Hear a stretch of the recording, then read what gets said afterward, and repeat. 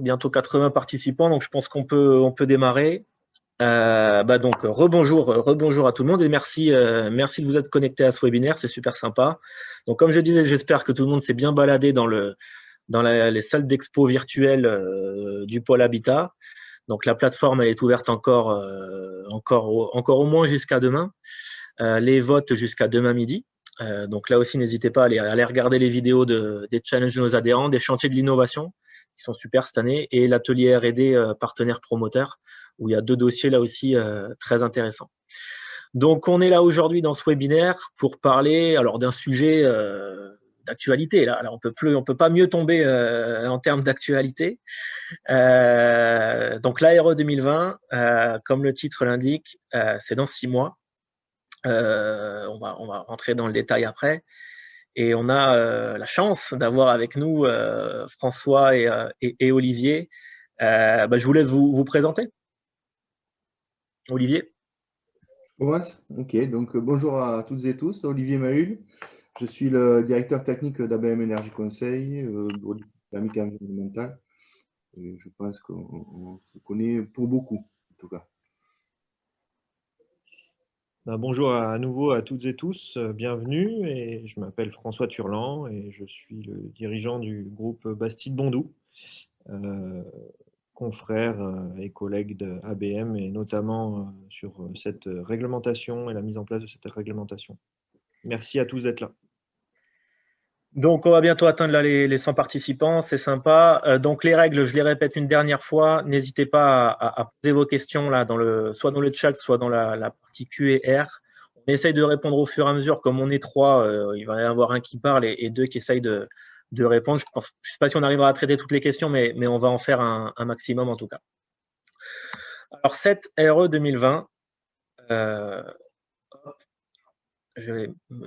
voilà, en gros, le sommaire de la présentation. Alors, on ne va pas démarrer d'entrée par la RE 2020, on va démarrer par l'Observatoire des modes constructifs, l'Observatoire dont vous avez l'habitude, mais qu'on enrichit grâce à nos bureaux d'études partenaires tous les ans.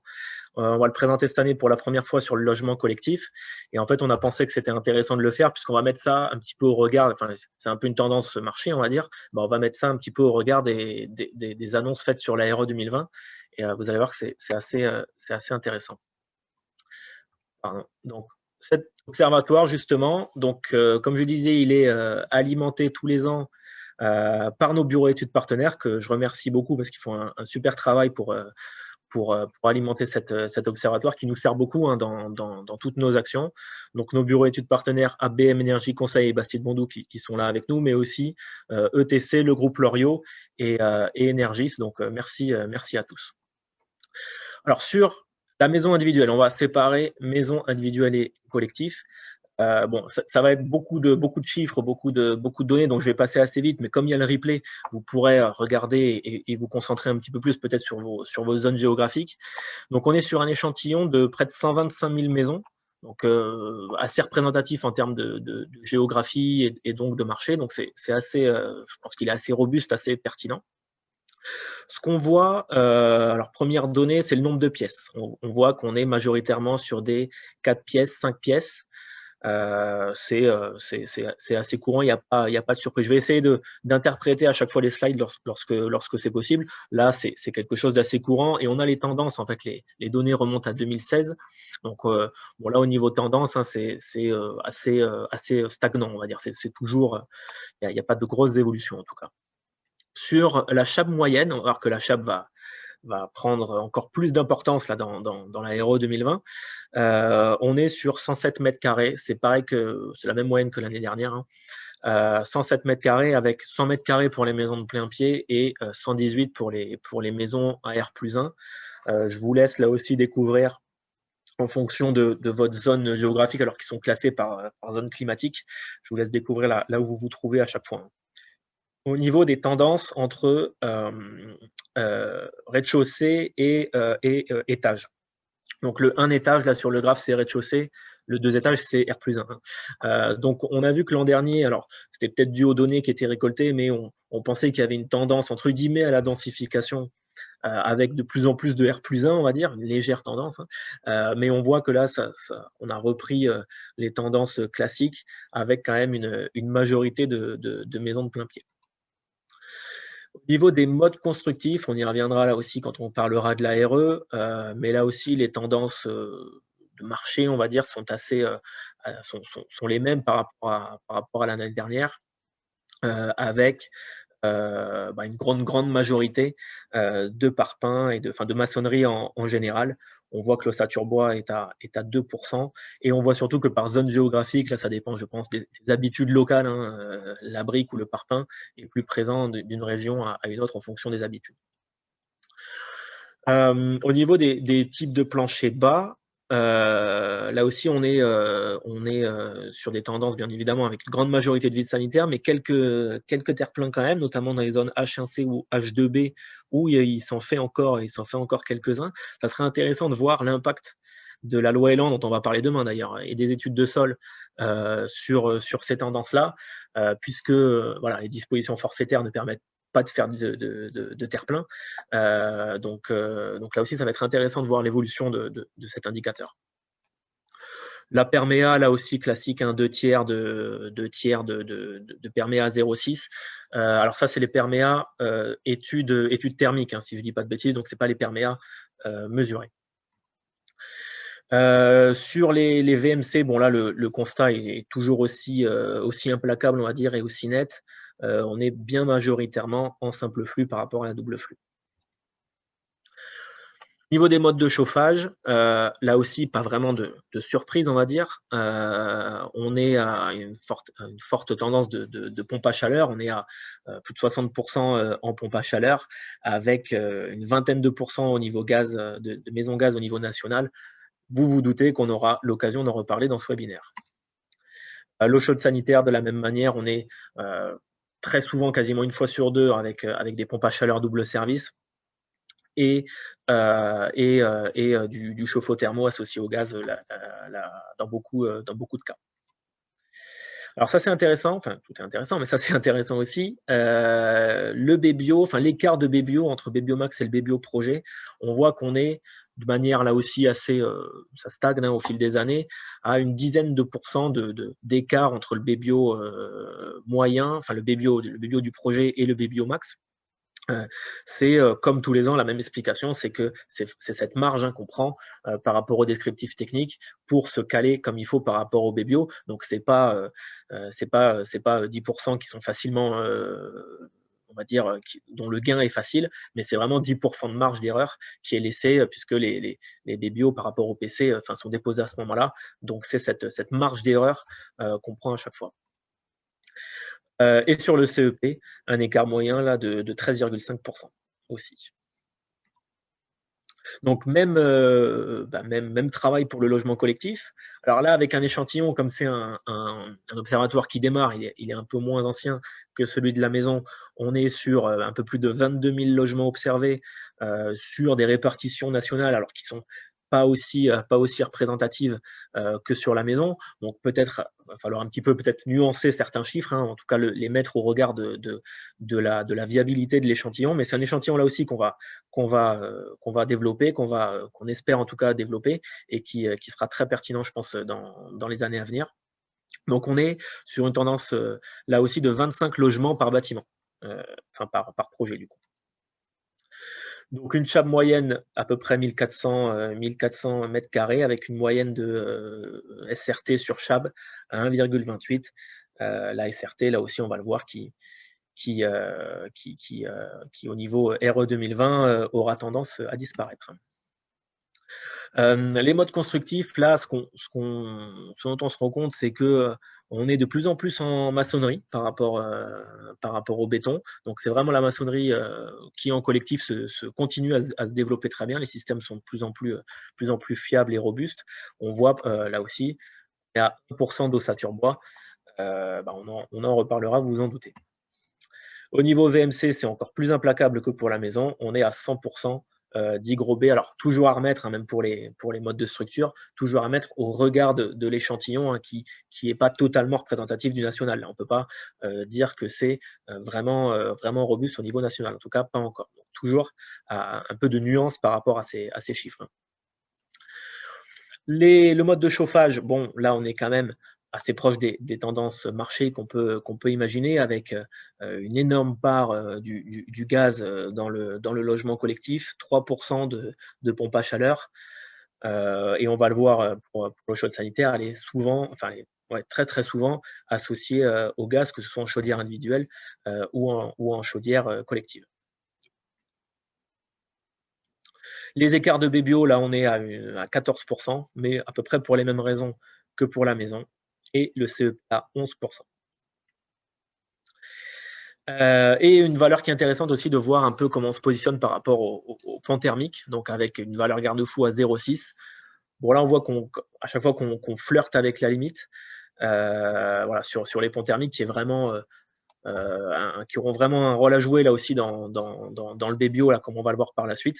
Mais on voit qu'on se place quand même au niveau de la limite, au niveau de ces ponts thermiques, souvent parce que voilà, il y a des endroits difficiles à traiter, comme les angles et les balcons, qu'on évite souvent de traiter pour des raisons techniques.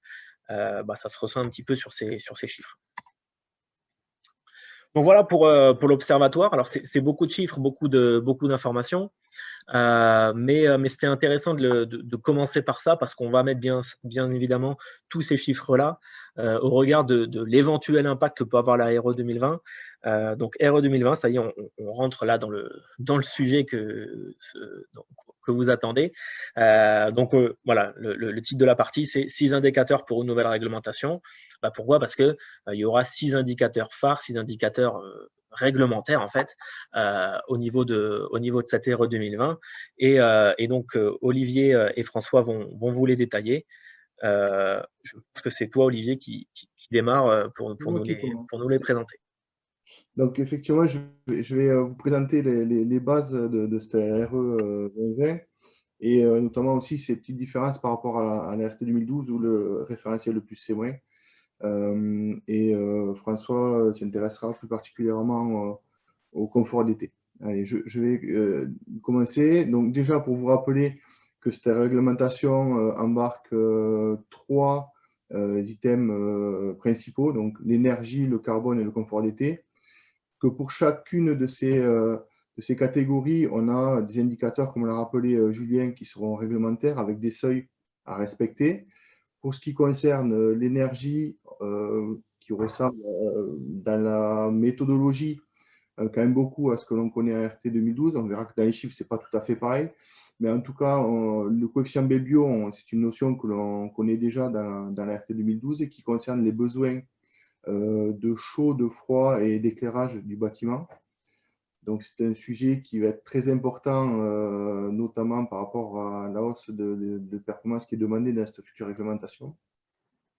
Ensuite, on a cette notion de consommation, le coefficient CEP, que vous connaissez aussi, et une déclinaison qui concerne uniquement les consommations non renouvelables, donc essentiellement les consommations d'électricité et d'énergie fossile, avec, tel que ça a été annoncé par les pouvoirs publics, une contrainte plus forte sur cette notion-là de consommation d'énergie non renouvelable que sur la partie consommation classique, je veux dire. Voilà pour les indicateurs côté énergie. Côté carbone, donc, qui est la grosse nouveauté de cette nouvelle réglementation, on va regarder plus particulièrement l'impact carbone des composants du bâtiment. On va voir après ce qu'il y a dans ces composants. Et autre notion importante aussi, l'impact carbone de l'énergie qui est utilisée durant la vie du bâtiment, et avec un impact plus ou moins fort suivant l'énergie utilisée pour le chauffage, le chaude sanitaire, etc. Un autre point aussi qu'on connaissait déjà en RT 2012, mais qui n'était pas très bien mis en valeur, ou dont on ne parlait pas très souvent, parce que dans la majorité des cas, on respectait le seuil qui était fixé, c'était le TIC en RT 2012. Dans la RE 2020, on passe sur un nouvel indicateur de degrés d'inconfort où on va quantifier, en fait, sans trop vouloir rentrer dans les chiffres, parce que voilà, sinon après ça va vite devenir embêtant. On va quantifier le nombre d'heures d'inconfort dans les bâtiments, hein, puisque que ce soit dans le bâtiment de logement collectif ou une maison individuelle. Et on aura un seuil à respecter. Il y en aura même deux, hein, qui seront évoqués tout à l'heure. Voilà. Donc, on va essayer de détailler un peu plus les nouveautés de chaque indicateur pour ceux qui sont issus, enfin ceux qui étaient déjà dans les RT 2012, et aussi les nouveautés des nouveaux indicateurs. Donc, on va commencer par le BBio. Donc, au niveau du BBio, il y a une chose qui est importante, et de toute façon, ça concerne aussi tous les indicateurs de cette future réglementation. La surface de référence change, puisque dans le cadre de la RT 2012, on avait une surface de référence qui était la SRT. On passe sur cette RE sur la surface habitable. Alors, bien sûr, étant donné que la surface habitable est bien moins importante que la SRT, on dilue beaucoup moins les besoins du bâtiment quand on le ramène à la surface de référence, et du coup, les besoins augmentent. Ensuite, il y a une évolution aussi des stations météo de référence. Chaque zone climatique a une station météo de référence, et notamment pour les zones H2B et H3, on a un changement de station météo. Pour la zone H2B, par exemple, on passe de La Rochelle à Tours, avec les conséquences sur les besoins de chauffage notamment que cela peut induire. Donc du coup, pareil, on a sur ces zones-là des modifications qui sont liées à ce changement de station météo.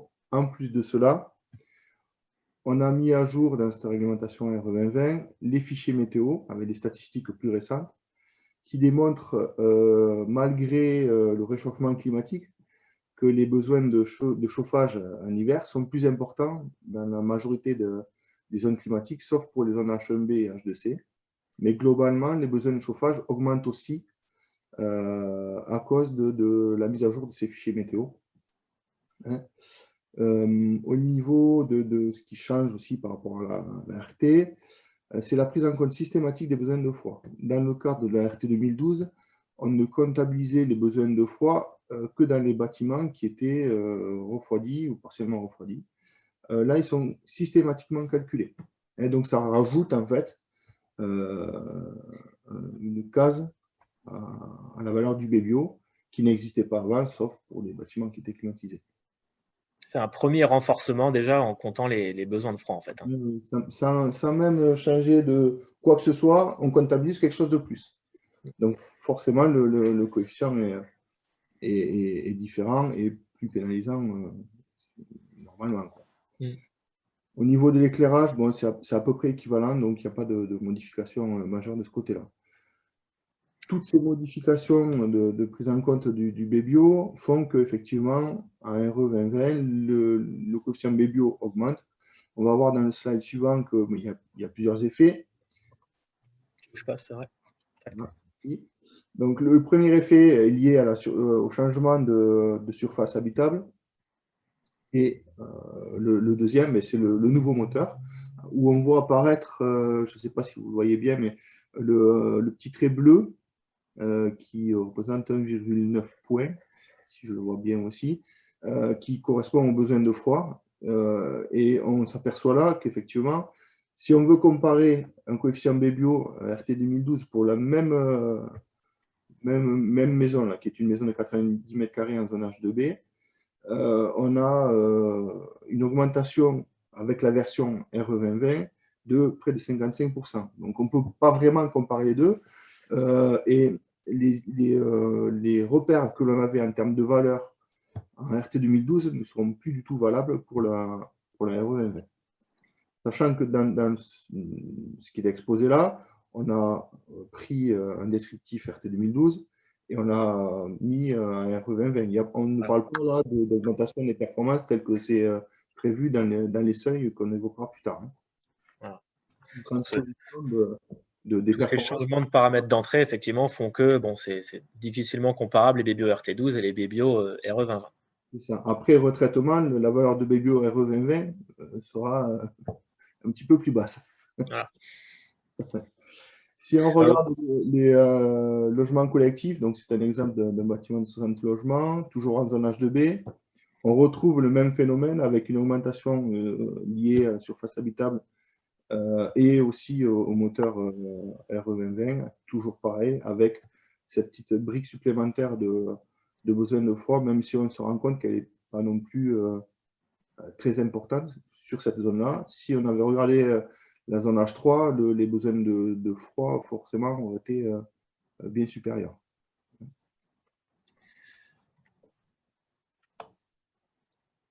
Alors, même idée finalement pour le CEP.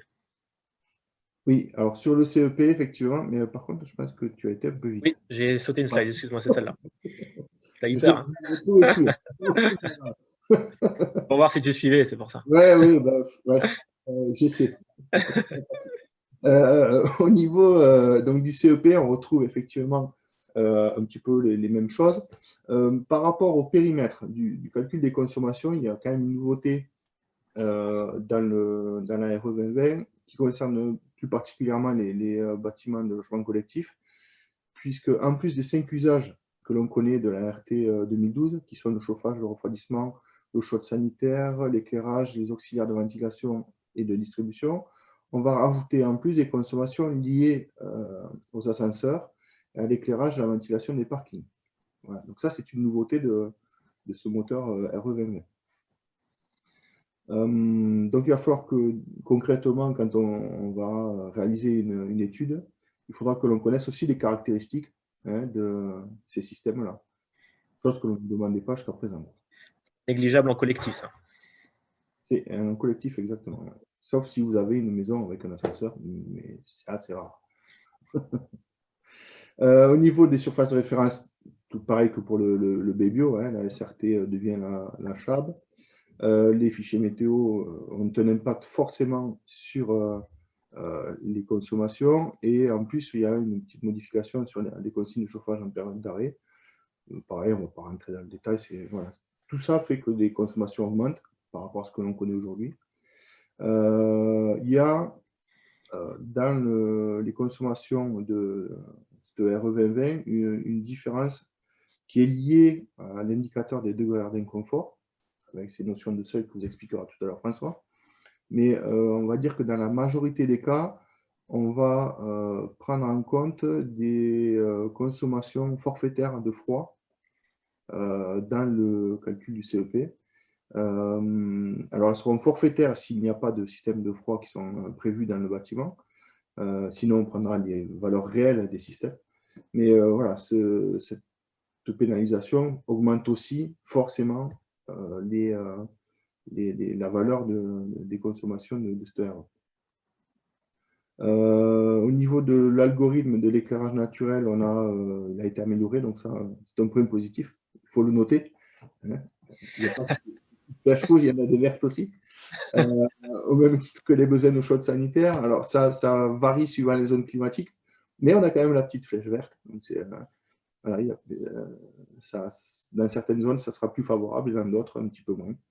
Mais bon, de toute façon, clairement, il faudra voir au cas par cas et avec chacun d'entre vous les zones sur lesquelles vous travaillez forcément, vos habitudes constructives, et il faudra qu'on s'adapte effectivement à cette nouvelle RE, qu'on vous l'explique et qu'on voit exactement comment ça réagit pour les opérations que vous traitez. Le photovoltaïque, ça c'est une grosse nouveauté aussi par rapport à la RT 2012, puisqu'on ne valorisera que l'autoconsommation. Tout ce qui est réinjecté sur le réseau n'est plus valorisé dans les calculs. Ça, on va voir que c'est très impactant, effectivement, assez nouveau. Oui, même s'il est, dans le cas de E plus et moins, il était valorisé un petit peu différemment pour ce qui était envoyé sur le réseau. Là, pour le coup, on ne s'occupera plus du tout de ce qui n'est pas autoconsommé. Ouais. Voilà. Donc, forcément, toutes ces modifications induisent une augmentation des coefficients CEP. Et maintenant, on va voir un petit peu plus dans le détail sur les exemples. Donc, juste le 50 kWh, là, qui était la valeur un peu emblématique de l'ERT 2012, bon, elle disparaît quoi, avec tous ces changements. Si on essaie de comparer les résultats en RE 2020, comme on va voir juste après, effectivement, on va être un petit peu déboussolé. Mais donc sur cette maison, on revient sur l'exemple de la maison de 90 mètres carrés, qui était plutôt performante, hein, puisqu'on avait un CEP max à 53,2, on était à 42, donc c'était plutôt bien. On va avoir le même phénomène que pour le BBO, hein, avec une augmentation des consommations liées au changement de surface de référence et au moteur, avec là pour le coup la petite partie bleue qui correspond aux consommations de froid forfaitaire, qui est une part un petit peu plus importante que ce que l'on avait sur le BBO. Mais on voit malgré tout que la majeure partie des consommations sont liées au chauffage. Mais ça augmente. Si on regarde l'évolution des résultats sur le logement collectif, il n'y a pas de surprise, hein, on retrouve aussi la même tendance, avec une petite brique supplémentaire que l'on a évoquée, hein, c'est tout ce qui concerne le déplacement et les équipements des sous-sols et des parkings. Alors là, c'était les indicateurs énergie. Maintenant, on va passer aux indicateurs d'impact environnemental. Donc, les EGS, comme on avait l'habitude de les appeler, qui ont peut-être un autre nom, ce sera peut-être les IC. Okay. Mais je te laisse nous en parler. Ouais, ouais. Donc, dans cette nouveauté de cette réglementation, on a effectivement l'impact environnemental. Et dans cet impact environnemental, on calcule différents composants qu'on appelle contributeurs dans le cas de plus et pour ceux qui l'ont déjà fait. D'ailleurs, si vous connaissez le référentiel plus et vous allez retrouver des choses connues, hein, avec quelques changements de nom. Par exemple, les PCE correspondent sur ce slide-là aux composants. Donc, ça regroupe, on va le voir un petit peu plus loin, tout ce qui constitue le bâtiment. Ensuite, on aura un indicateur sur la partie énergie. À chaque kilowattheure d'énergie consommée correspond un poids carbone, qui est différent suivant l'énergie utilisée. Le contributeur eau aussi, qui était calculé dans le cadre de plus et moins. Chantier pareil. Et une petite nouveauté, un indicateur sur la parcelle qui correspond en fait à l'aménagement de la parcelle. On va le voir juste après. Donc, une fois qu'on va quantifier les constituants de tous ces contributeurs, on va obtenir, en les additionnant un certain nombre d'indicateurs, un indicateur PCE qui correspond à la construction, on va dire, et qui lui est soumis à un seuil qui est fonction de la typologie, si c'est une maison individuelle ou si c'est un bâtiment de logement collectif, avec des modulations suivant différents critères. Une partie sont repris de la RT 2012, par exemple, bien sûr la zone climatique, l'altitude, les surfaces, mais d'autres choses interviennent aussi. Par exemple, l'adaptation au sol, si on a des fondations spéciales ou les renforts de structures dans les zones sismiques, par exemple. Il y a un dispositif qui est prévu pour prendre en compte ces contraintes supplémentaires, donc un droit à émettre supérieur quand l'opération est concernée. Il y aura donc bien sûr le seuil sur la partie énergie, qui a fait grand bruit ces dernières semaines, avec les dernières annonces dont on a tous entendu parler. Mais en parallèle, donc tous ces indicateurs concernent le changement climatique avec des émissions de gaz à effet de serre. Mais en parallèle de ce changement climatique, on fait aussi des calculs sur d'autres indicateurs. On peut regarder, il existe aussi des résultats sur la pollution de l'air, de l'eau, l'acidification, enfin, tout un tas de choses qui pour l'instant sont calculées, mais dont on ne parle pas dans le cadre de l'ARE et qui sont bien sûr non soumis à des seuils.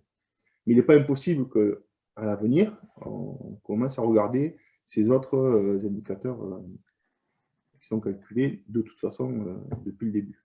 Effectivement, les indicateurs, même informatifs, vont constituer des données. bon, qui sont peut-être les prémices d'évolution, mais bon, on va déjà essayer de s'adapter à cet Euro 2020 là, et puis après on essaiera d'aller plus loin.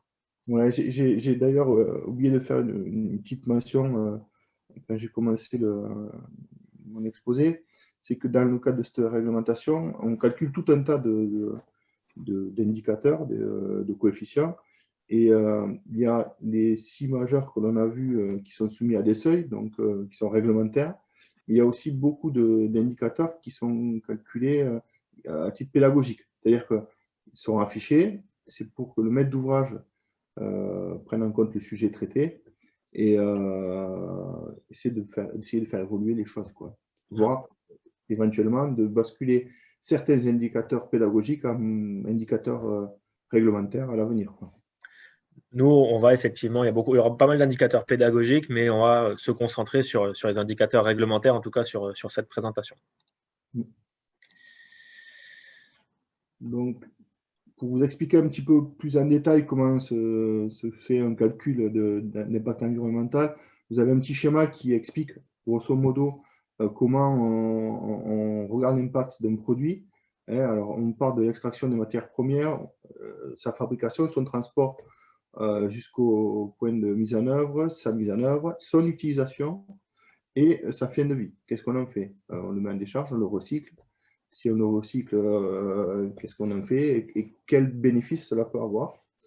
Je vous ai mis aussi un petit rappel des contributeurs, de ce que contient la partie produits de construction et équipement. C'est un extrait aujourd'hui du référentiel le plus C-, mais dans le cadre de la RE 2020, on va retrouver les mêmes lots, hein, avec cette petite nuance sur la parcelle qui fait partie des VRD aujourd'hui et qu'on regardera un petit peu plus en détail dans le cadre de la RE. Mais qui ne sera pas réglementaire, c'est ça qu'il faut. Vraisemblablement, elle ne sera pas soumis à un indicateur réglementaire. C'était une demande du pôle habitat de longue date depuis LCA. Ouais. Mais effectivement, là, vous avez tous les lots qui sont à modéliser, on va dire, au niveau carbone pour un bâtiment. Voilà. Donc, on se rend compte quand on regarde cette liste-là, excusez-moi, Pardon. qu'il va falloir que l'on quantifie tout ce qui est dans le bâtiment. Hein. On parle des VRD, tout ce qui est alimentation, des choses comme ça. Et on va aller jusqu'à la plainte de la peinture, tout ce qui est dans le bâtiment. Du coup, on a quand même pas mal d'informations aussi, en plus à récupérer pour pouvoir faire notre métier. Donc, il va falloir qu'on s'organise pour fluidifier les échanges entre nous et éviter de perdre du temps sur ce type d'informations. Tout à fait. Le calcul va être beaucoup plus complet que ce que l'on pouvait faire aujourd'hui. On va pouvoir récupérer une partie des informations sur la partie énergie, mais on va vous demander beaucoup plus de choses pour qu'on se cale, quoi.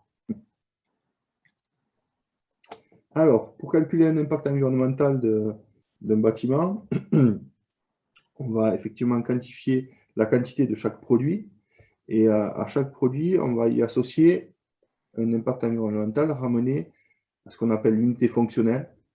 C'est à quoi sert le produit. Ça peut être 1 mètre carré de maçonnerie, ça peut être une résistance thermique d'isolant, par exemple, tout un tas d'unités fonctionnelles différentes. Ça peut être aussi une pompe à chaleur ou une chaudière, qui a un poids carbone. Et pour connaître ce poids carbone, on a d'abord une base de données qui s'appelle INES, qui regroupe toutes les fiches produits disponibles et validées. C'est important aussi. Il faut préciser que pour faire un calcul d'impact environnemental d'un bâtiment, on est obligé d'utiliser des fiches validées qui ont été vérifiées par des personnes indépendantes et qui sont donc toutes regroupées dans la base INES. Aujourd'hui, cette base INES, pour en toucher 2 mots, elle évolue tous les jours. Il y a de plus en plus de fiches, heureusement, parce que plus il y aura de fiches FDS ou PEP, je vous expliquerai rapidement la différence entre les deux, plus il y en aura dans cette base INES et plus on pourra affiner nos calculs et arriver à optimiser vos projets. Hein. Donc, là je m'adresse aux industriels, même si je pense qu'ils sont quand même un petit peu au courant de la situation, plus on aura de fiches précises et mieux on pourra valoriser les produits et l'impact carbone du bâtiment. Donc juste pour faire la différence entre une fiche FDES et une fiche PEP, FDES ça concerne tout ce qui est matériaux, on va dire, et PEP c'est plutôt les systèmes ou les composants autres que matériaux. Il y a différents types de fiches environnementales. Les fiches individuelles qui concernent un produit spécifique. Par exemple, je ne vais pas citer de nom, mais la laine de verre Tartampion de 10 cm, on sait qu'elle a un poids carbone de X kilos par mètre carré, par exemple. Ensuite, on peut avoir des fiches collectives qui sont la plupart du temps créées par des syndicats ou des groupements. Par exemple, une maçonnerie collée ou quelque chose de ce style-là, qui regroupe un certain nombre de références et qui permet d'avoir une moyenne de l'impact carbone de ce type de produit. Donc ça aussi, c'est pour moi une première étape qui est importante pour les industriels. Si on ne peut pas avoir de fichiers individuels, c'est plutôt conseillé d'avoir quelque chose de collectif. Hein. Ça permet d'optimiser les calculs, parce que sinon, on est obligé de prendre la troisième type, qui est la donnée par défaut, et qui est forcément pénalisante. Donc, à défaut d'avoir des fiches individuelles, il est intéressant pour nous, applicateurs, d'avoir des fiches collectives qui permettent d'affiner le calcul. Ensuite, on a la possibilité, pour certains produits, de configurer une fiche environnementale par projet. On a différents configurateurs qui sont validés et qui permettent de générer une fiche environnementale pour un projet particulier et donc, toujours pareil, d'affiner le résultat et l'impact carbone du bâtiment. La dernière type de données, c'est les données conventionnelles, là qui concernent plutôt l'impact des énergies, les fluides frigorigènes, des choses comme ça. Donc là, il n'y a pas d'intervention possible de la part des industriels ou des syndicats, des choses comme ça. Effectivement, au-delà du fait de ce que tu disais, que bon, les industriels, je pense qu'ils ont effectivement compris le message que pour mieux valoriser leurs produits ou leurs technologies, c'est forcément mieux de faire des FDES ou des PEP individuels plutôt que des collectifs ou des données par défaut. Il y a aussi une petite incertitude, enfin même une grande incertitude qu'on a aujourd'hui si on se place du côté maître d'ouvrage, c'est-à-dire que sur un projet de logement collectif, entre le moment où on démarre une conception et entre le moment où le projet est livré, il se passe plusieurs mois, voire même plusieurs années. Il y a pas mal de variantes. Et en plus, on a une base INIES, comme tu disais, qui est un peu mouvante. Donc là aussi, hein, on n'a pas encore de visibilité sur à quel moment il faudra rendre cette étude carbone, réglementairement parlant, hein, j'entends. Mais je pense que dans tous les cas, il faudra aller de manière itérative sur les projets. Peut-être encore plus en collectif pour recaser à chaque fois, recaler. Mais ça fait partie de la courbe d'apprentissage un peu sur ce thème-là. On va rentrer dans le détail après. Mais voilà, il y a une petite incertitude par rapport à ça quand même. Oui, notamment sur les logements collectifs, on intervient très tôt, parfois même avec des esquisses de plans, pour savoir à peu près où on va. Effectivement, ça va être très compliqué d'entrer, de pouvoir se positionner sur le respect ou pas des seuils en termes de gaz à effet de serre. Et donc, effectivement, les échanges étaient déjà assez nombreux, hein, avec de multiples allers-retours. Là, ils seront en plus complets. Ouais. Si on regarde maintenant la différence entre ce que l'on connaissait du E+, C-, enfin, du référentiel E+, C-, qui a servi de base ou de réflexion, en tout cas pour créer ce RE 2020, on retrouve ce changement de surface, hein, parce que l'objectif, pour simplifier la compréhension de cette réglementation, c'est d'avoir une surface de référence qui était identique pour la partie énergie et pour la partie carbone. Donc, on retrouve cette surface habitable qui servira de surface de référence pour les calculs. Donc, tout le poids carbone du bâtiment, de l'énergie, du chantier, de l'eau ou de la parcelle sera ramené au mètre carré de surface habitable le calcul se faisant sur une durée de 50 ans. J'ai oublié de le préciser. L'aménagement de la parcelle, donc on y revient. Effectivement, nous, quand on a participé avec Bastide et Bondou, on était d'ailleurs copilote du lot maison individuelle. On a fait des calculs donc, pour la DHUP pour aider à la création de cette réglementation. Et tout ce qui était aménagement de la parcelle était pris à part. Ce n'était pas calculé les indicateurs qui nous étaient demandés. Et a priori, ça ne sera pas le cas non plus. On va calculer quand même l'impact de cet aménagement. Encore une fois, tout ce qui est clôture, accès, mais ce ne sera pas soumis au seuil sur l'impact du bâtiment. Ce sera juste un affichage. Sur la prise en compte et la valorisation de l'électricité, tout à l'heure, je ne l'ai pas précisé sur la partie énergie, mais il y a eu un changement aussi sur la prise en compte du coefficient de transformation de l'énergie finale en énergie primaire, de l'électricité qui favorise un petit peu l'électricité.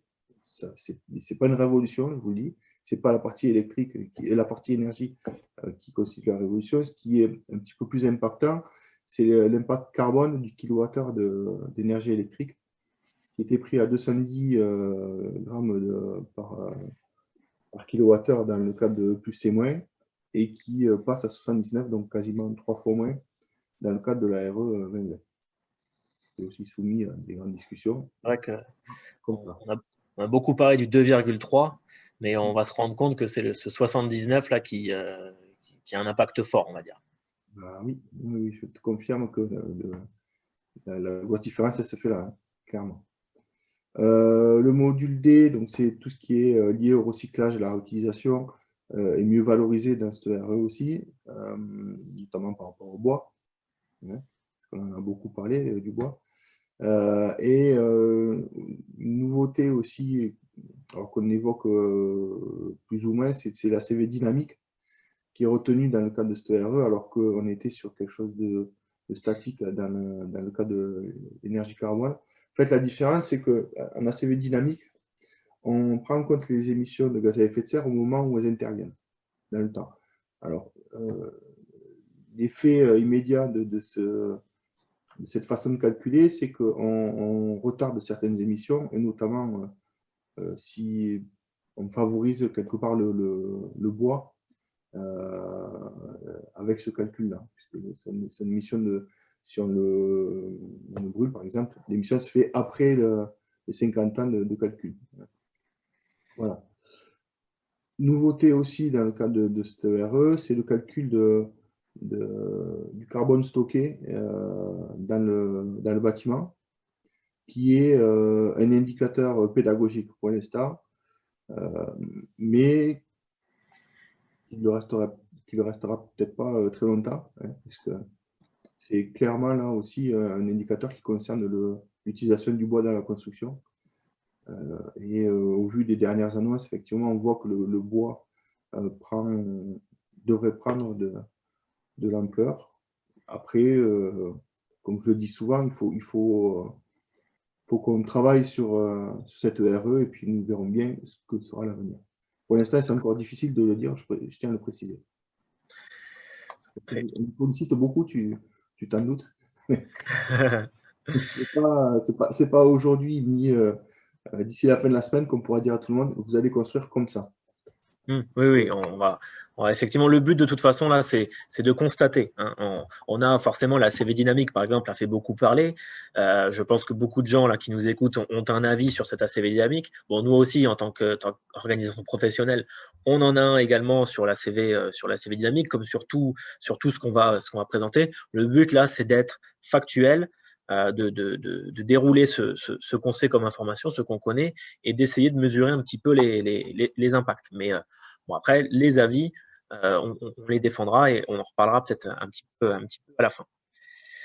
Alors, François, on va parler d'un tout nouvel indicateur, confort d'été. Alors, on parlait du confort d'été dans la RT 2012, mais comme le disait Olivier, ce n'était pas un indicateur très dimensionnant.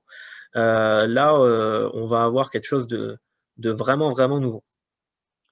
Ouais, merci à vous deux. Pour clôturer cette première partie de la RE 2020, effectivement, sur ces indicateurs, Olivier a déjà évoqué les trois piliers hein, sur la partie énergie, carbone et puis le confort d'été, avec le nouvel indicateur degré-heure.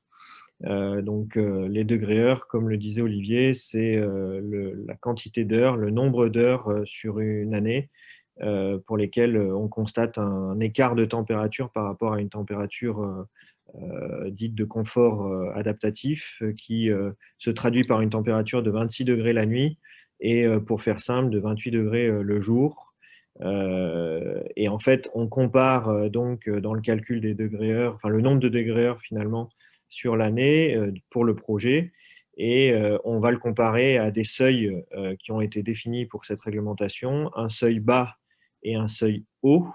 Le seuil bas a été déterminé à 350 degrés heure, donc ça ne vous parle pas vraiment, mais 350 degrés heure, c'est globalement un inconfort de l'ordre de 2 degrés pendant une semaine en continu, c'est-à-dire qu'on est à plus de degrés la nuit par rapport à la température de 26 et à plus de degrés le jour par rapport à la température de 28, et ça donne 350 degrés heure. En dessous de ces 350 degrés heure, le projet est considéré comme confortable. Donc, il n'y a pas de mesure particulière à prendre, si ce n'est que son descriptif est considéré intrinsèquement confortable. Au-dessus de 350 degrés heure, il y a deux cas possibles. Soit, en fait, on dépasse très largement les 350 degrés heure et on dépasse même le seuil haut, donc qui a été défini lors de la conférence de presse du 24 novembre sur laquelle Julien reviendra tout de suite derrière, donc défini à 1250 degrés heure. Là aussi, pour vous donner un ordre de grandeur, 1250 degrés heure, c'est globalement à peu près 25 jours de surchauffe ou de température à plus de degrés en continu le jour et la nuit. 1250 degrés heure, au-dessus de ces 1250 degrés heure, en fait, le projet à ce moment-là est en confort inacceptable, en inconfort inacceptable, et donc est même non conforme. Il faudra prendre des mesures pour corriger le descriptif de manière à retomber retomber en dessous de la valeur de 1250 degrés. Et lorsqu'on est entre 350 degrés heure et 1250 degrés heure, on est alors dans un inconfort dit tolérable. Et c'est à ce moment-là, comme l'évoquait déjà Olivier tout à l'heure, que on va avoir un forfait de pénalisation des consommations de froid dans lequel on n'est pas rentré aujourd'hui, mais qui est en fait une méthode à peu près linéaire liée au nombre de degrés d'heure dépassés par rapport à 350 degrés, qui nous donne une valeur de surconsommation de froid en forfait de pénalisation. Tu peux avancer, Julien. Donc en gros, si vous êtes entre ce 350 et ce 1250, impact sur le CEP. Alors, impact sur le CEP, et alors ce que je n'ai pas dit, je pensais le dire après, mais on peut le dire maintenant, c'est que quand on est dans cette fourchette, on va travailler principalement sur des solutions dites passives, notamment liées à soit des protections solaires avec de la gestion active de la façade ou de la fenêtre, avec notamment des protections mobiles, avec pourquoi pas des brises soleil orientables quand c'est possible. On va travailler avec, évidemment, on pourra mettre d'autres solutions comme des masques de protection. Et sinon, on va aussi probablement avoir des solutions, et on le verra par la suite, comme les brasseurs d'air, choses qui peuvent un peu surprendre, mais qu'on a l'habitude que dans d'autres pays, c'est des solutions et des équipements qui sont parfois utilisés. On aura vraisemblablement cette solution et cet équipement qui apparaîtra dans nos projets RE 2020 pour traiter notamment cet aspect d'inconfort, y compris tolérable, de manière à le descendre un petit peu. Pardon. Hop. Et il y a trois autres nouveautés là sur lesquelles on voulait insister, notamment une question qu'il y a eu dans le chat là, de Bruno. Ouais. D'ailleurs, j'ai répondu à un certain nombre de questions pendant l'intervention d'Olivier. Donc, n'hésitez pas à continuer. Donc, il y a eu la question des éléments qui seront mis en œuvre après réception. Donc, c'est bien un élément qui est pris en compte dans les projets de la RE 2020 où les lots qui seront réservés par le maître d'ouvrage et mis donc en œuvre après réception seront pris en compte avec une valeur forfaitaire. Donc, on parle par exemple de la peinture à charge client ou les sols à charge client. Et probablement, la valeur forfaitaire sera calée de manière à être pénalisante. C'est le principe des valeurs forfaitaires et d'être globalement pénalisante. Ensuite, il y a un deuxième aspect, ça avait été annoncé lors de la concertation en juillet, de traiter notamment des aspects de qualité d'air intérieur, et les aspects de qualité d'air intérieur sont très régulièrement rapprochés des solutions et des sujets de ventilation mécanique contrôlée. Donc là, on va être dans une logique de contrôle de la VMC. Les modalités restent encore à préciser, mais il y aura bien, avant l'achèvement, avant la livraison, un contrôle des installations de ventilation obligatoire. On peut même supposer fortement qu'il y ait, au-delà du contrôle de VMC, aussi un sujet de mesure d'étanchéité des réseaux aéroliques, ou d'une démarche qualité, en tout cas, qui assure que l'étanchéité des réseaux aéroliques est assurée. Donc ça, c'est un deuxième aspect lié plutôt à la qualité d'air intérieur qui est embarqué dans cette réglementation. Et enfin, parce qu'il y a eu beaucoup de discussions sur les exigences de moyens, alors là, on en a cité trois. En fait, je pense que j'ai réalisé tout à l'heure qu'il faut penser à un quatrième tiré. Il y avait, donc pour les quatre points principaux, hein, parce qu'il y aura sans doute d'autres choses, mais le 1/6 de surface de B, donc qui est conservé et qui est complété avec une alternative possible en faisant des calculs d'éclairement naturel en lieu et place du respect des 1/6 de surface de B. Par contre, avec un niveau minimum requis d'éclairement naturel calculé. Ensuite, il y a le sujet des ponts thermiques. On a évoqué tout à l'heure les valeurs de Psi9 et de ratio Psi qui sont là aussi prolongées, conservées, toutes choses égales par ailleurs, puisque comme il y a des changements de surface, notamment entre la SRT et la CHAB, et qu'on est sur des unités qui reprenaient les surfaces, il y a par exemple très certainement une variation du ratio Psi qui était à 0,28 vers une valeur adaptée. Ensuite, il y a le sujet de la perméabilité à l'air ou de l'étanchéité à l'air des parois opaques, donc, qui est repris et prolongé, soit dans une logique de mesure, soit dans une logique de démarche, avec un 0,6 en maison certainement et un 1 donc mètre cubeur par mètre carré de paroi en logement collectif. Avec certainement là aussi des variations, notamment lorsqu'on est sur des démarches d'échantillons, de mesures par échantillonnage, où la contrainte devrait se durcir. Et en l'occurrence, on fait de la mesure par échantillonnage souvent dans le logement collectif. Donc, le 1 peut se transformer en une valeur un peu plus contraignante, peut-être de l'ordre de 0,8. Donc, on est sur de la reprise des valeurs avec quelques ajustements. Et enfin, le quatrième tiré qui n'apparaît pas, c'est le fameux article 23 qui est poursuivi, alors qui s'appellera peut-être pas l'article 23 d'ailleurs, mais qui est poursuivi, qui correspond à la mesure ou à l'estimation des consommations dans le logement.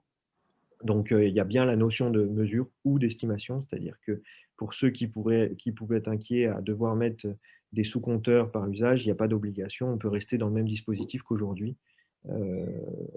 peu ou prou, en tout cas dans le même dispositif qu'aujourd'hui, certainement. Julien, je crois que tu prends la main. Effectivement, ouais, effectivement juste sur cette slide-là, bon, les exigences de moyens, on est sur une certaine continuité par rapport à la RT 2012. Par contre, il y a le deuxième tiré, malheureusement, sur lequel on ne va pas avoir trop le temps de s'étendre, mais qui est vraiment pas négligeable, là aussi, en termes d'impact, en termes de nouveautés, sur la vérification des installations de ventilation. Donc, il y aura une mesure obligatoire en fin de chantier. Comment, par qui, avec quelle qualification, etc. C'est en discussion en ce moment, mais là aussi, on aura l'occasion d'y revenir parce que c'est vraiment non négligeable en termes de nouveautés. Alors oui, effectivement, les annonces du 24 novembre 2020, de toute façon, je ne vais pas tout le monde les a vus, beaucoup les ont commentés, dont nous d'ailleurs. Comme je vous disais, le but, ça va être d'être très, très factuel, on va dire, de les reprendre et peut-être de les expliquer pour ceux qui sont peut-être un peu moins dans les discussions.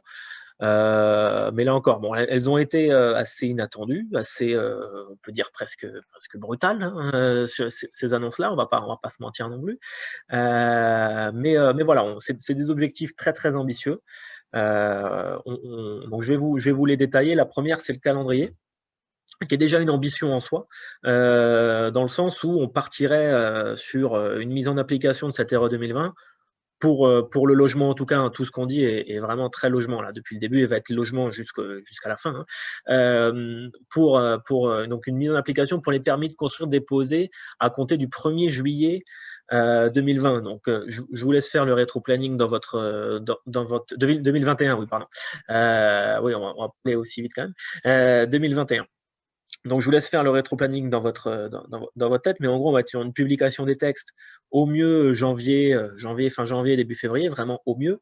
Donc, ça laisse vraiment très très peu de temps de préparation. Croyez-nous qu'on le déplore, mais là aussi, il va falloir vraiment anticiper, et même anticiper l'anticipation là, dans le cas de la RE 2020. Alors, si on prend les annonces indicateur par indicateur, et je vais parler là uniquement de la maison individuelle, après je parlerai du collectif. Donc la mesure qui est là aussi très impactante, et pour moi la plus impactante, c'est ce renforcement de 30% de l'isolation, du BBio, par rapport à la RT 2012. Alors on va voir qu'est-ce que ça donne au niveau descriptif technique, hein, sans rentrer forcément dans le détail, mais vous imaginez bien les impacts au niveau de l'isolation. C'est vraiment très, très, très impactant. Je mets ça encore là au regard de ce qu'on a vu de notre observatoire. On est sur une dizaine de pourcents, 12% d'écart entre BBio moyen et BBio max sur la production actuelle. Donc il y a une marche très importante à franchir par rapport à ce qu'on fait aujourd'hui en RT 2012. Il faut savoir, dans l'échantillon de maisons là, que je vous avais présenté, il y a 5% de ces maisons-là qui ont BBio moins 30% ou mieux. Donc c'est vraiment très peu aujourd'hui par rapport au niveau de production actuel. Olivier en a un petit peu parlé, mais l'indicateur CEP-NR, donc les consommations d'énergie non renouvelables, cet indicateur a été annoncé comme contraignant. On peut affirmer qu'il va être effectivement contraignant dans le sens où le but là, ça va être de bloquer, entre guillemets bloquer, hein, les solutions effet Joule. Alors là aussi, hein, sans rentrer dans la dictature du retour du grille-pain, etc., qui sont à mon sens, là, un peu démesuré, mais bref, l'objectif, en tout cas, quand on annonce un CEP NR contraignant, c'est cet objectif-là, et on va voir qu'en collectif, il est bien contraignant. Alors, celui qui a fait là aussi grand bruit, c'est cette EGS Énergie, alors qui s'appelle maintenant IC Énergie, hein, vous aurez reconnu les analogies de termes. Un EGS Énergie à 4 kg de CO2 par mètre carré, donc calculé en statique, hein, voilà, vous aurez peut-être une valeur différente dans les textes réglementaires parce qu'il sera calculé en dynamique, mais en gros l'idée, elle est la suivante, elle est de dire que cet EGS Énergie, il est calé à ce niveau-là pour qu'en maison individuelle, dès l'année prochaine, dès l'entrée en vigueur, on ait des solutions gaz, on va dire de chauffage gaz, qui soient pas impossible, mais en tout cas très très contrainte. On va voir ce que ça donne dans les exemples ensuite qu'on va donner, mais cet indicateur-là, il est calé de cette manière-là. Donc là aussi, hein, je fais un parallèle par rapport à ce qu'on voit au niveau marché. On voit, alors il y a deux manières de voir les choses, hein. Ça dépend en plus où on est géographiquement, mais il y a des zones géographiques où la part de gaz est encore très très importante. Donc il faut imaginer, et c'est ça qui nous a fait entre guillemets un petit peu bondir, c'est que on va devoir dans ces zones-là, notamment les zones H1, H1B, enfin plutôt dans le nord de la France, où la part de gaz est assez importante, on va devoir, si cela est maintenu en l'état, switcher, pas switcher, mais baisser cette part de gaz qui est assez importante. Donc, un changement au niveau marché que je ne doute pas vous mesurez tous et qui est assez important. Alors un EGS-PCE donc qui s'appelle maintenant IC Composant, hein, je n'ai pas mis totalement à jour les slides et je m'en excuse, mais qui va être progressif. Alors ça c'est effectivement une de nos demandes et une demande de l'ensemble de la profession, c'est d'avoir de la progressivité dans le calcul de cet indicateur carbone. On a vu qu'il est soumis à beaucoup d'incertitudes, hein, Olivier l'a bien expliqué. Donc là, on aurait des valeurs progressives par palier, c'est-à-dire qu'en 2021, on aurait une valeur qui se trouverait à entre 600 et 700 kg. Alors ça ne vous parle pas beaucoup peut-être si vous n'êtes pas familier, mais on va voir des exemples concrets par la suite. Et ensuite, tous les 3 ans, par palier de 3 ans, il y aurait des baisses. Donc on serait aux alentours de moins 15 en 2024, moins 15%, moins 25% en 2027, pour atteindre en 2030 une baisse de moins 40% et une valeur à 370 qui, cette valeur-là, aujourd'hui, on va le voir dans les exemples, sans avoir un recours massif au bois, notamment au niveau structure, sera compliqué à atteindre sans la construction bois. Donc là aussi, hein, c'est un objectif politique, hein, entre guillemets,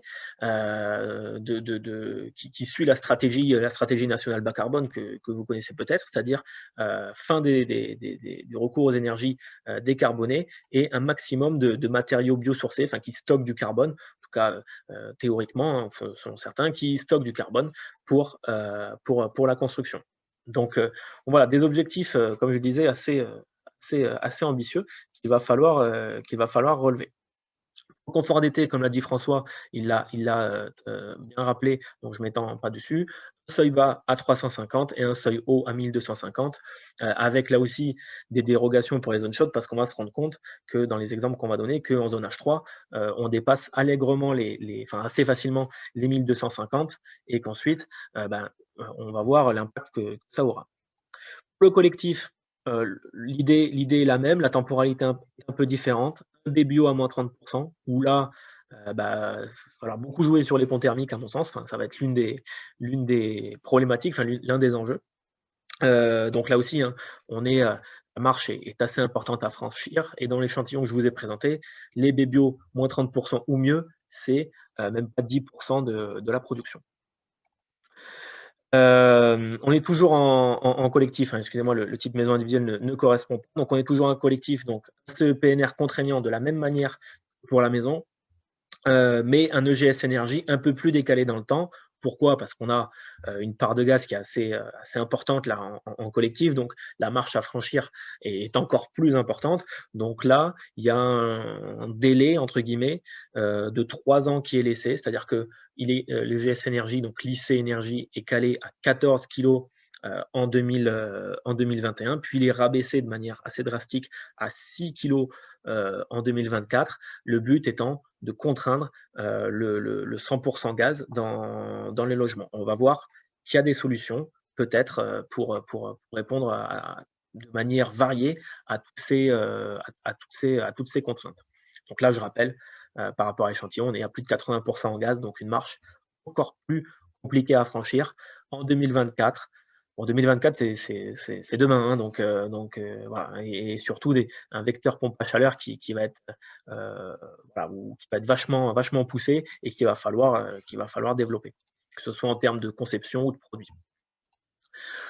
Le PCE l'IC composant va être également progressif, alors pas avec exactement les mêmes seuils, mais avec le même ordre d'idée, une progressivité tous les 3 ans pour atteindre en 2030 pas forcément du 100% bois, enfin forcément du 100% biosourcé, mais l'obligation d'un fort recours aux matériaux biosourcés ou en tout cas à des matériaux à faible empreinte carbone. Et au niveau confort d'été, c'est pareil que pour la maison. Donc bon, là on a été théorique, hein, c'est nécessaire de l'être, mais on va essayer de vous donner des exemples, parce que maintenant c'est qu'est-ce que ça donne dans la réalité. Donc on a pris quelques maisons, on a pris des logements collectifs, on les a passés à la moulinette de la dernière version du moteur de calcul, et on va essayer de vous présenter ces résultats. Donc, Olivier, je pense que c'est toi qui commences pour le baby au moins 30 avec l'exemple en maison individuelle. Exactement. Donc, dans le cadre du travail que l'on a effectué pour l'habitat FFB avec Bastille et Bondou, on a étudié une maison, enfin plusieurs maisons d'ailleurs. Là, on va vous présenter les résultats sur une, qui est une maison de plein pied de 90 mètres carrés, étudiée en zone H2B, avec des prestations, on va dire, courantes, qui permettent, dans le cadre d'un calcul RE 2020 avec le dernier moteur, d'avoir un BBO avec une valeur de 90 points. Et donc, on voit bien qu'on est complètement sur des valeurs qui n'ont rien à voir avec ce que l'on pouvait connaître en RT 2012, avec un CEPNR à 60 et des degrés d'inconfort à 610. Donc, on se retrouve, comme vous l'a expliqué tout à l'heure François, dans cette tranche entre le seuil de 350 qui était le seuil bas et le seuil haut de 1250. Donc, dans le cas de cette maison-là, avec cette valeur de 610, on a le forfait de besoin, enfin de consommation pardon, de froid qui est pris en compte, qui augmente le CEPNR et le CEP tout court d'ailleurs aussi. Concernant l'impact carbone, on est sur un impact des composants de l'ordre de 590 kg par mètre carré de surface habitable, je vous le rappelle, et un impact énergie à 1,55. Rappelez-vous ce que vous a expliqué tout à l'heure Julien, le seuil évoqué dans la conférence de presse du 24 novembre était de 4. Donc on est plutôt bien cette partie-là, sachant que dans ce cas-là, on est sur un système de chauffage d'eau chaude sanitaire qui est une PAC double service. Encore une fois, en termes d'isolation, je ne rentre pas dans le détail, mais c'est un descriptif courant pour cette zone climatique-là. Si on regarde maintenant ce qu'il faudrait faire pour atteindre le niveau intermédiaire, on va dire, avec un BBO moins 20%. Alors, les calculs ont été faits en enlevant 20% du BBO RT 2012. C'est pour ça que quand vous regardez les résultats qui vous sont présentés, l'objectif BBO est à 74, ce qui représente une amélioration de 17,8% et non pas 20% en termes de calcul RE. Peu importe. En tout cas, on se rapproche de l'objectif de 20% qui est ciblé là. Donc, pour atteindre ces 20% de gains par rapport au descriptif de base, on est obligé de renforcer l'isolation des murs, du plancher et du plafond. On voit dans le cadre de l'isolation du plafond qu'on a fait un bond assez important, hein, puisque dans la version de base, on est avec un R de 9, là on passe sur un R de 12. Donc, ça a des contraintes de produit, bien sûr, pour améliorer la performance thermique, mais en principe, quand on augmente autant l'épaisseur d'isolant, on est obligé aussi de prévoir une hausse de maçonnerie et qui a un coût induit au-delà de la performance du matériau qui permet de respecter la performance thermique. Au niveau du plancher, on a augmenté la performance de l'isolant qui était prévu. On est sur un vide sanitaire dans ce cas-là. Donc aussi un surcoût engendré de ce côté-là. De mémoire, on avait aussi quelque chose qui n'est pas cité là, mais une amélioration du pilotage des fermetures. Tout à fait. On avait en base des volets roulants qui étaient manuels. Là, on les a basculés en volets roulants électriques, avec un coût par volet roulant qui n'est pas négligeable. Bon,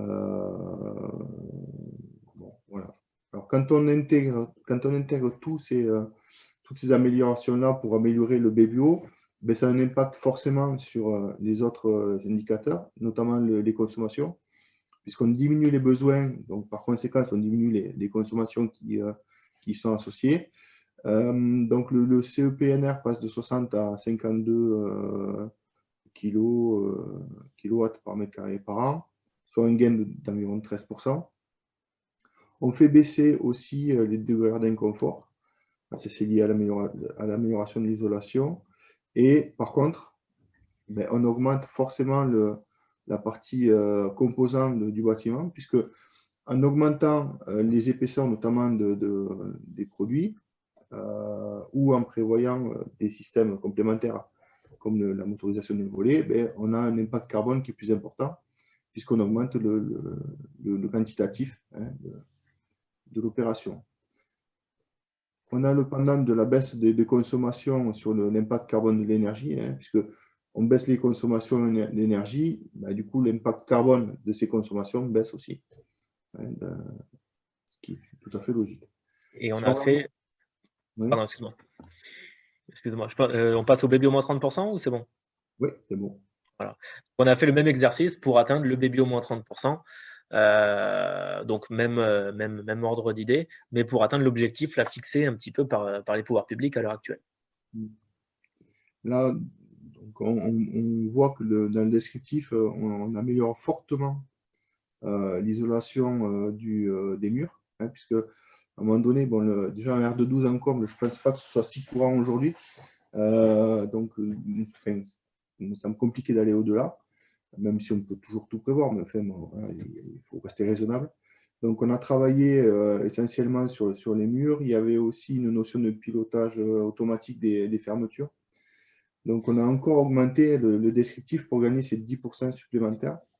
Et on retrouve un petit peu le même mécanisme que sur la version avec un descriptif plus important, donc un surcoût plus important aussi par rapport à ce que l'on connaît aujourd'hui. Et une baisse donc, du BBO, des consommations, des gaz à effet de serre liés à ces consommations et une augmentation de l'impact des produits intégrés dans la construction, puisqu'on augmente les épaisseurs notamment.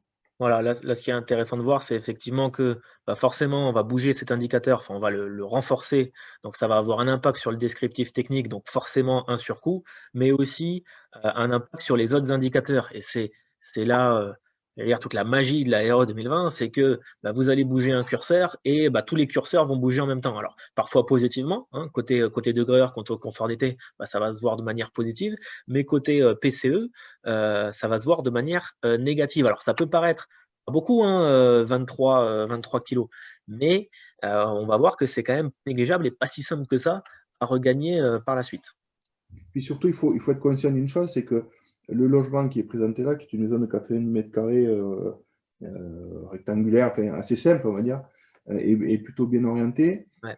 Si on faisait le même exercice sur une maison beaucoup plus vitrée, notamment, et mal orientée, les prestations pour atteindre ce BBO-30, elles seraient beaucoup plus élevées. Et donc, l'impact carbone composant serait beaucoup plus élevé aussi.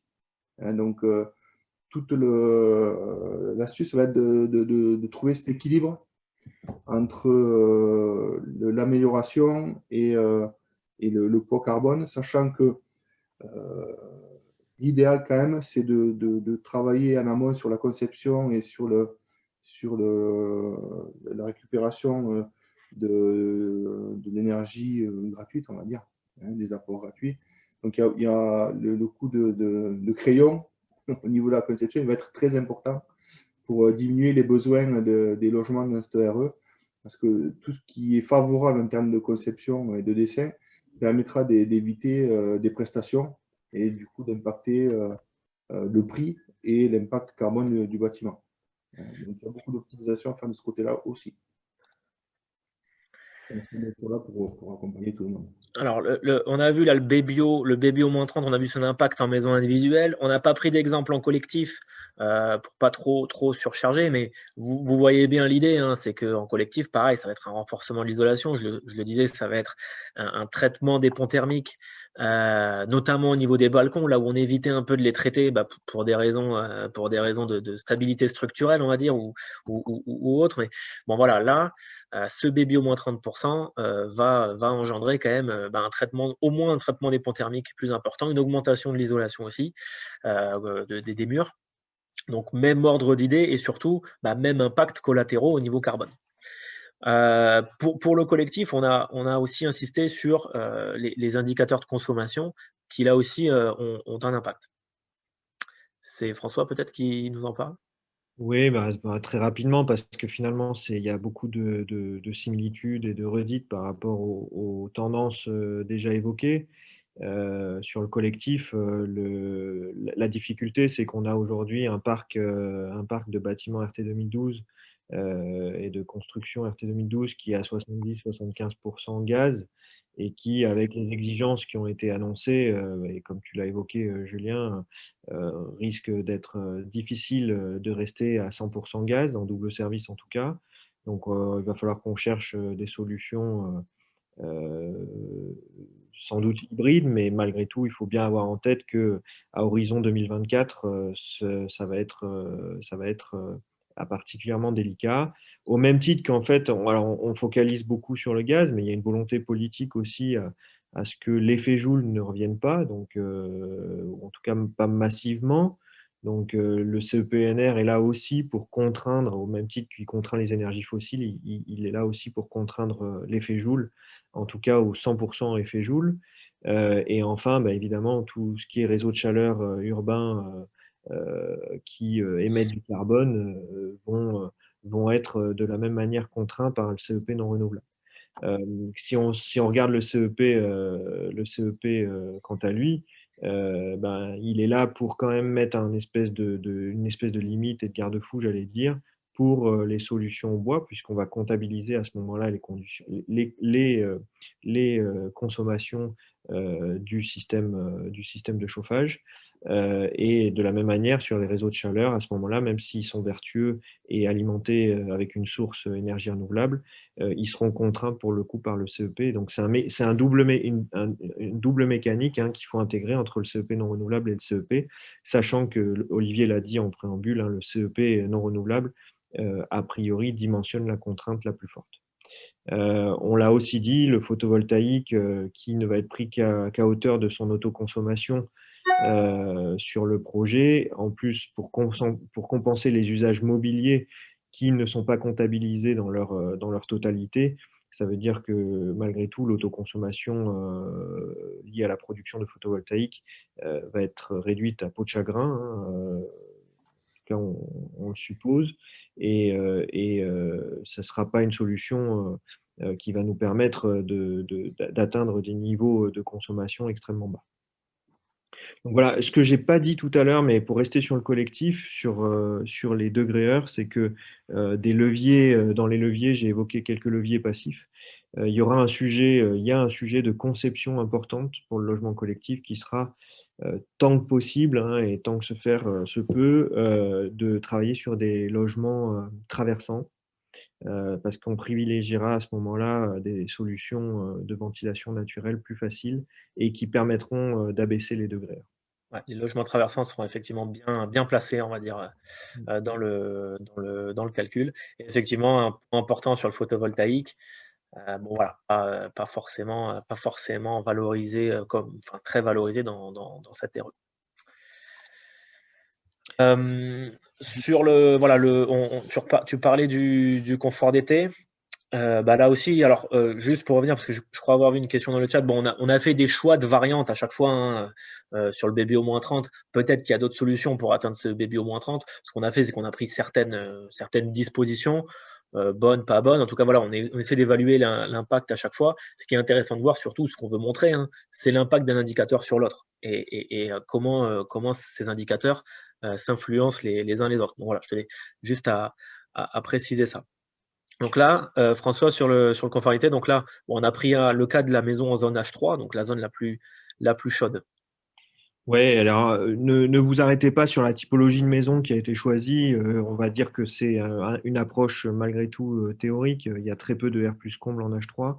En revanche, ce qu'on va vous présenter là serait valable sur d'autres typologies de maisons. Donc la maison en question, c'est une maison qui fait 89 mètres carrés, principalement sur un système constructif par pain, équipé d'un chauffage qui a beaucoup progressé ces dernières années en termes de pénétration sur le marché, donc d'une pompe à chaleur RR monosplit couplée à des panneaux rayonnants dans le cadre des systèmes composites et d'une production d'eau chaude sanitaire par chauffe-eau thermodynamique.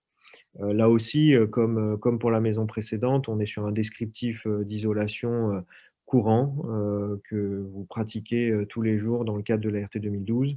Et du coup, ça nous donne des résultats en RE 2020 avec un BBio de 86. Donc, vous voyez qu'on est dans les ordres de grandeur qu'on a évoqués dès le début de la présentation et qui changent inévitablement par rapport à nos repères actuels, avec un CEP non renouvelable à 52 kWh par mètre carré de surface habitable.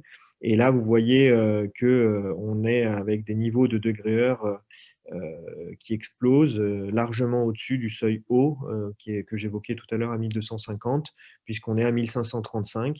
Donc, dans ce cas, cette maison, avec ce descriptif, elle serait considérée comme non conforme en RE 2020, dans l'état actuel des choses. Et pour autant, ben, on a donc un niveau de EGES-PCE à 735 et un EGS énergie à 1,3. Mais on va se focaliser et se concentrer sur la partie confort d'été pour cet exemple.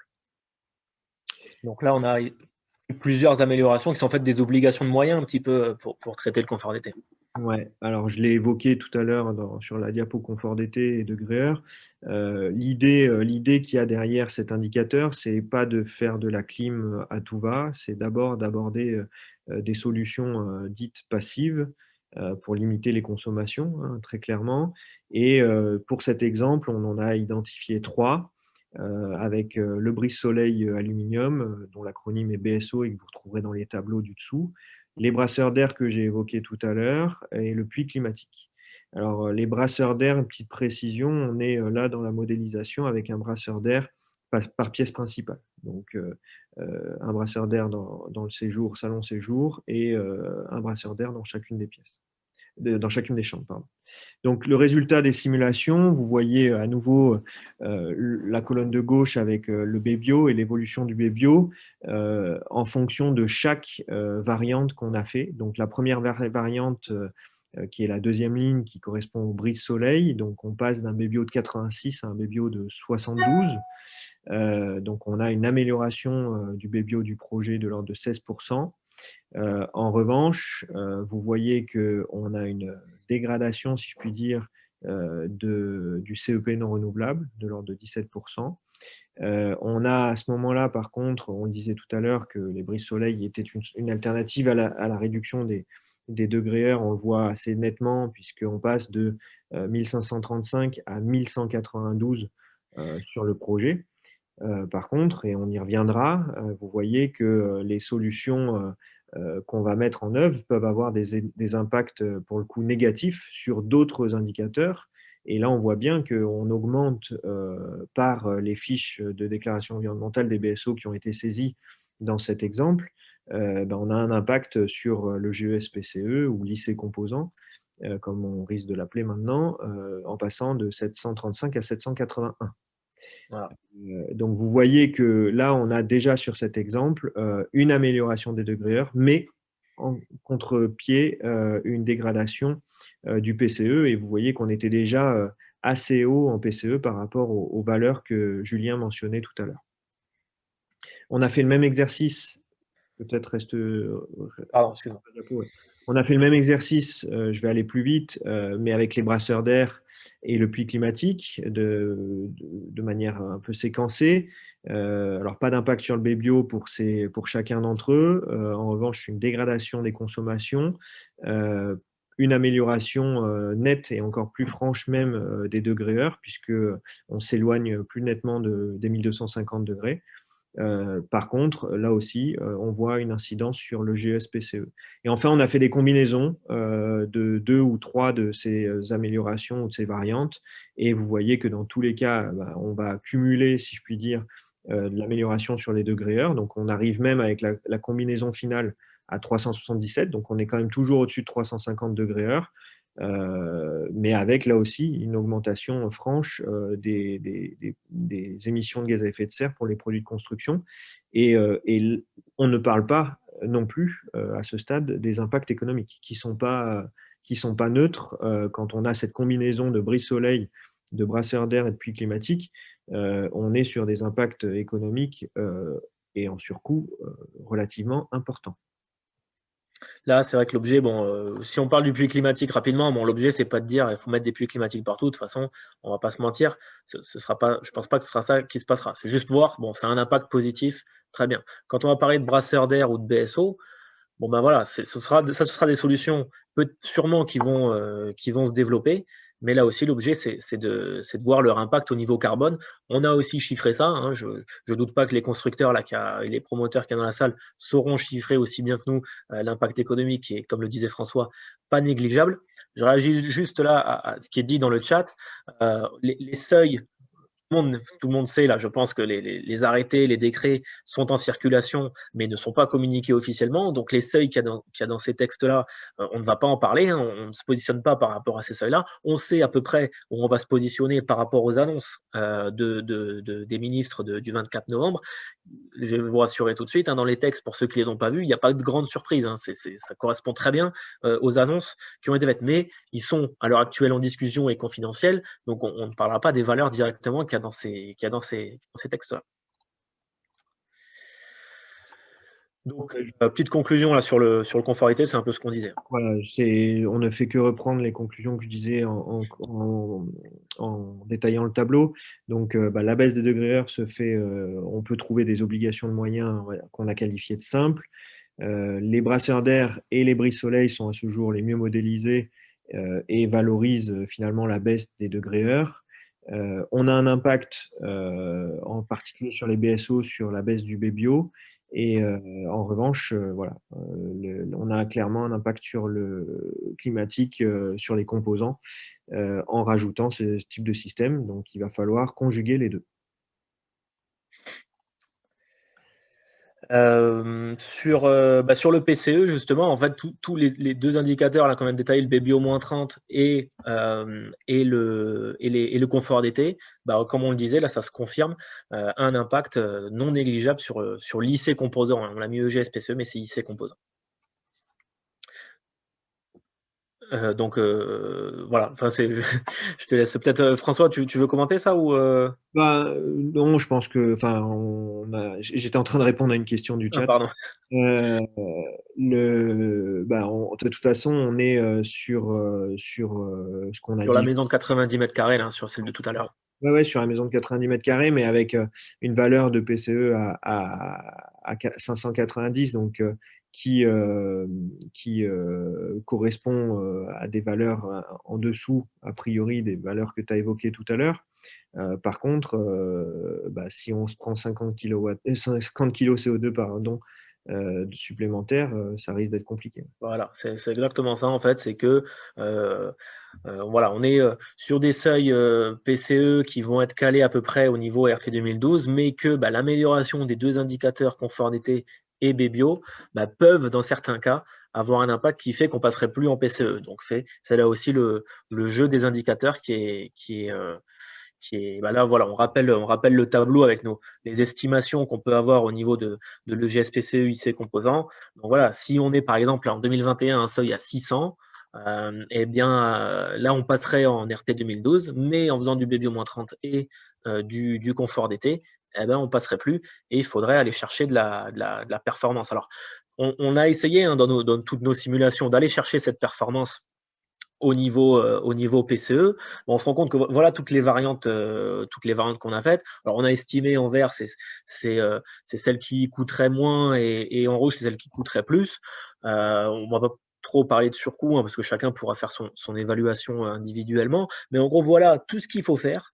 C'est assez important, hein. Bon, passer le fluide de la PAC en R32, en soi, c'est peut-être pas compliqué, mais changer les tuiles, changer d'isolant, ça va être forcément avoir un impact, avoir un isolant moins impactant au niveau carbone, les menuiseries, l'apport d'entrée, mettre du parquet dans les chambres et changer l'achat. Bon voilà, on a fait plein de variantes et tout ça combiné, on ne gagne entre guillemets que 100 kg. Donc c'est quand même beaucoup pour 100 kg. C'est beaucoup de variantes, beaucoup avec le surcoût qui va derrière, hein, bien évidemment. Donc, tout ça pour vous montrer que si on augmente trop, si on va chercher ce BBio et ce confort d'été, on va gagner perdre 50-70 kg de carbone qu'il va falloir regagner. Et on voit que gagner 100 kg, c'est pas si simple que ça. Alors, là aussi, peut-être à mettre en perspective des FDES collectives, individuelles, etc. Mais à l'état de l'art, des simulations qui ont été faites le mois dernier, hein, donc qui sont vraiment très très récentes, voilà ce qu'on peut constater.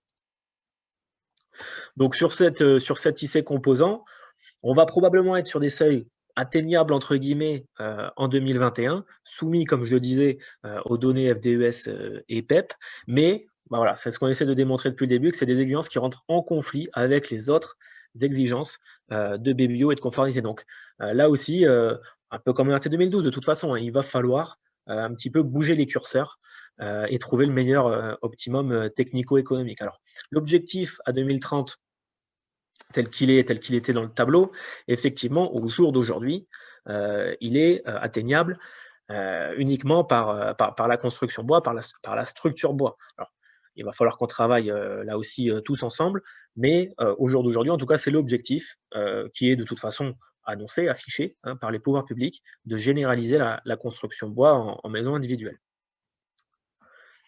Le dernier indicateur, et on terminera ce webinaire là-dessus, c'est le GS Énergie, donc lycée énergie en maison individuelle. On va le faire en collectif juste après. Donc là, vous voyez les différentes solutions. Donc on va commencer plutôt par la droite avec les solutions qui passent très facilement à cet indicateur qui a été annoncé à 4 hein, le 24 novembre. Donc voilà la limite. Donc on voit que les solutions PAC forcément se positionnent très bien sur cet indicateur. Et les solutions alors, qui comprennent de l'effet Joule, elles passeront cet indicateur, mais l'objectif, en tout cas des pouvoirs publics, ce sera de contraindre tout ce qui est effet Joule par le CEP-NR dont on vous a parlé tout à l'heure. Alors, le poêle à bois effet Joule pourra vraisemblablement encore passer, mais des solutions avec voilà, une forte part d'effet Joule, ça sera compliqué, pas par cet indicateur, comme je le disais, mais par le CEP-NR. Et ensuite, il y a la troisième partie, tout à gauche, sur les solutions gaz. Donc là, bah, aujourd'hui, donc ça, c'est la maison RT 2012 descriptif type, hein, si je ne dis pas de bêtises. Donc on a les solutions gaz qui se positionnent comme ça par rapport, enfin bien au-dessus de l'EGS énergie envisagé. Donc on se rend compte que si on augmente fortement le BBO, par exemple si on descend sur du BBO moins 30%, on va gagner 2 kg, 2,5 kg sur cette EGS énergie en faisant du gaz. C'est toujours pas suffisant pour atteindre le cadre. Donc la chaudière gaz plus PV plus CET en 2021 en maison individuelle, ce sera très très compliqué, peut-être en isolant beaucoup, mais en tout cas sur les premiers résultats, ce sera très compliqué.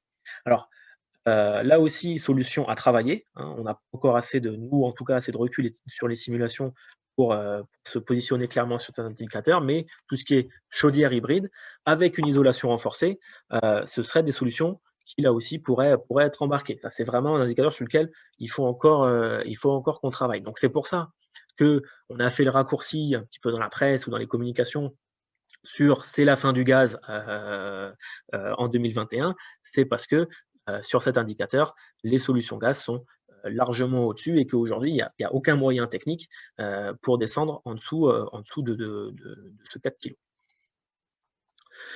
En collectif, pareil, sauf qu'il y a deux paliers, hein, comme vous l'avez vu, 2021-2024, où là, bien évidemment, les solutions vecteur électrique avec la PAC vont bien se positionner.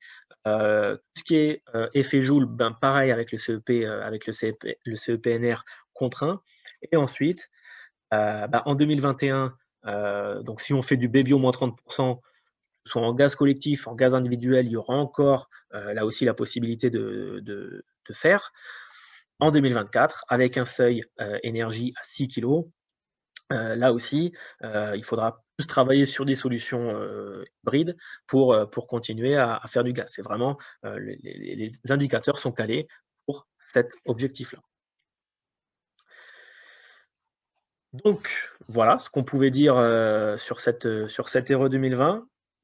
Donc beaucoup d'informations, hein, donc vous pouvez nous voir en replay, vous pouvez voir la présentation. Des objectifs très très ambitieux, hein, comme je l'ai rappelé. Là, l'objectif de ce webinaire, c'était pas de se positionner, nous, en tant que pôle habitat, donner notre avis sur ces règles, sur ces mesures, même si bien évidemment on en a un et on va le défendre, puisque concrètement, la suite des événements, c'est que les textes, les arrêtés, enfin l'arrêté et le décret sont en discussion à l'heure actuelle. Donc, on va là aussi défendre nos positions, mais le but c'était d'être factuel et de voir un petit peu comment se positionner techniquement les descriptifs techniques vis-à-vis de l'ARE 2020. La conclusion qu'on peut en tirer, quelle que soit l'issue des discussions sur les textes réglementaires, c'est que les deux messieurs là que vous voyez en dessous de moi, il va falloir que vous les appeliez et que tout le monde travaille ensemble. Alors, on a les bureaux d'études partenaires là, de Pôle Habitat, donc ABM Bastide-Mondou, mais aussi ETC, Energis et le groupe Loriot, et aussi travailler avec toutes les filières. Je pense qu'aujourd'hui, il y a un vrai objectif vis-à-vis notamment de la filière minérale sur lequel il faut faire un maximum pour rentrer dans ces objectifs. Maintenant, le challenge est un petit peu lancé et c'est qu'ensemble qu'on arrivera. C'est-à-dire qu'il faut qu'à un moment donné, nous, constructeurs, promoteurs, on aille travailler avec ces filières, avec les bureaux d'études pour atteindre ces objectifs. De la même manière, la construction bois, il va falloir qu'on s'y penche aussi. Il va falloir qu'on développe cette culture bois, cette connaissance au niveau du bois, parce que c'est un objectif. Aujourd'hui, le but n'est pas de remettre en cause les objectifs de la stratégie nationale bas carbone ou les objectifs de baisse des impacts environnementaux. Ce sont des objectifs qu'il faut atteindre. Donc maintenant, il faut qu'on se donne tous ensemble les moyens de les atteindre. On va essayer, nous, du côté de Pôle Habitat, de faire le maximum pour préserver quand même les marchés, nos marges de nos entreprises, une construction à 400 000 logements par an parce qu'on en a besoin. Donc voilà, mais ça, on n'y arrivera que tous ensemble. Et c'est un travail vraiment commun qu'il faut mener pour ces ambitions. Donc je remercie François et Olivier qui non seulement étaient brillants lors de la présentation, mais qui ont réussi à répondre à toutes les questions en même temps. Donc je sais pas comment ils ont fait parce que moi je n'y suis pas arrivé, mais bravo à tous. Donc on a un peu dépassé le timing. Je ne sais pas si peut-être il y a une ou deux questions là, parce qu'on ne pourra pas malheureusement tout traiter. Est-ce que vous souhaitez répondre à une question là? Il y a les questions sur la partie questions-réponses. Ouais, j'écoutais du coup ta conclusion. Il restait effectivement 2-3 questions.